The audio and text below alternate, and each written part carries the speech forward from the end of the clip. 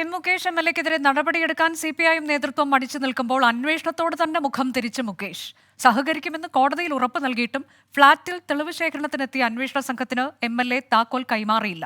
വിവാദങ്ങൾക്കിടെ Facebook പേജിൽ പെരുമൺ പാലത്തിന്റെ ചിത്രം മുകേഷ് പോസ്റ്റ് ചെയ്തത് എന്തിന് എന്ന ചോദ്യവും ഉയരുകയാണ്. പരാതിയിൽ അറസ്റ്റുണ്ടാകാതിരിക്കാൻ അന്വേഷണ സംഘത്തോട് പൂർണ്ണമായും സഹകരിക്കുമെന്നായിരുന്നു കോടതിയിൽ മുകേഷിന്റെ ഉറപ്പ്. 24 മണിക്കൂർ തികയും മുൻപ് ഉറപ്പ് വെറും വാക്കായി. പരാതിയിൽ തെളിവ് ശേഖരണത്തിനെത്തിയ അന്വേഷണ സംഘത്തിന് മരടിലെ ഫ്ളാറ്റിന്റെ താക്കോൽ മുകേഷ് നൽകിയില്ല. നേരത്തെ വിവരമറിയിച്ചെത്തിയ അന്വേഷണ സംഘം ഫ്ളാറ്റിനു മുന്നിൽ 1 മണിക്കൂറോളം കാത്തുകിടന്നു. ഭരണകക്ഷി MLA ആയതിനാൽ ഒന്നും ചെയ്യാനാകില്ലെന്ന തിരിച്ചറിവിൽ പോലീസ് സംഘം മടങ്ങി.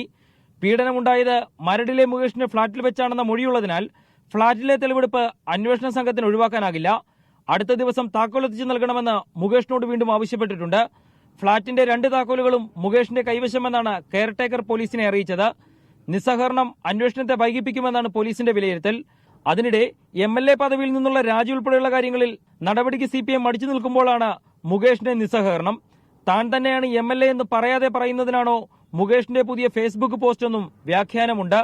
ഭരണകക്ഷി MLA എന്ന സ്വാധീനം ഉപയോഗിച്ച് അന്വേഷണവുമായി ഇനിയും സഹകരിക്കാതെ മുകേഷ് മുന്നോട്ടു പോയാൽ അക്കാര്യം കോടതിയെ അറിയിക്കാനും മുകേഷിന്റെ ജാമ്യ ഹർജിയെ എതിർക്കാനുമാണ് അന്വേഷണ സംഘത്തിന്റെ തീരുമാനം. എസ് ശ്യാംകുമാർ, 24, കൊച്ചി.